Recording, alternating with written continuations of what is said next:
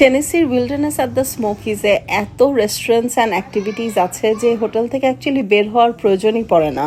Lobby দিয়ে ঢুকেই প্রথমে ওদের একটা ডেলি আছে যেটার স্যান্ডউইচেস অনেক ভালো, পাশে আবার একটা বার অ্যান্ড গ্রিল আছে, একই ফ্লোরে একটা গিফট শপ আছে। পোলকা ডট পটস হচ্ছে আমার বাচ্চাদের ফেভারিট। এখানে সাদা পটরি রং করা যায়, কারো জন্মদিন থাকলে অল্প কিছু টাকা দিলে ওরা আবার সাজিয়ে দেয়। এই পাশে আমাদের রুম, আর একটু হেঁটে আসলেই হচ্ছে একটা ক্যান্ডি স্টোর, এপাশে আবার রেস্টুরেন্টস আছে, আর এদিক দিয়ে পুরো ওয়াটার পার্কটা দেখা যায়। ওদের আর্কেডটাতে যেতে হাতের ডান দিকে একটা বাচ্চাদের খেলনার দোকান আছে। আমরা এখন ঢুকে গেলাম উইল্ডারনেস অ্যাডভেঞ্চার ফরেস্টে। এখানে এত বেশি অ্যাক্টিভিটিস আছে যে আমি সবকিছু আপনাদেরকে দেখাতেও পারি নাই। হাতে 3 থেকে 4 দিন লাগবে এই প্রতিটা জিনিস যদি আমরা খেলতে চাই, কাজ অনেক কিছু আছে এখানে। ইনডোর ওয়াটার পার্কে সার্ফ রাইডার আছে, এই পাশে হচ্ছে বাচ্চাদের খেলার জায়গা, বাচ্চাদের স্লাইড গুলো অনেক মজা। অন্য পাশে আবার বড়দেরও ওয়াটার অ্যাক্টিভিটিস আছে। কালাইডোস্কোপ ক্যাভার্নের আমার মিউজিক অ্যান্ড লাইটিং অনেক ফেভারিট। ডান পাশে হচ্ছে একদম ছোট বাচ্চাদের পুল, আর বাম পাশে হচ্ছে ওয়েভ পুল।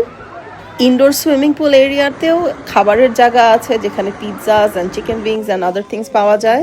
রুফটপে যে সুইমিং পুলটা আছে এটার সাইডে পুরো গ্লাস দেয়া, আর এটা এত সুন্দর যে বাইরে থেকে পুরো দেখা যায়। আর রুফটপে বসার প্রচুর জায়গা আছে, খাবারেরও জায়গা আছে। ইনডোরে আবার একটা জাকুজি আছে, আর বল খেলার জন্য একটা পুল আছে। বড়দের প্রচুর ওয়াটার রাইডস আছে যেগুলো বিল্ডিং এর বাইরে দেখা যায়।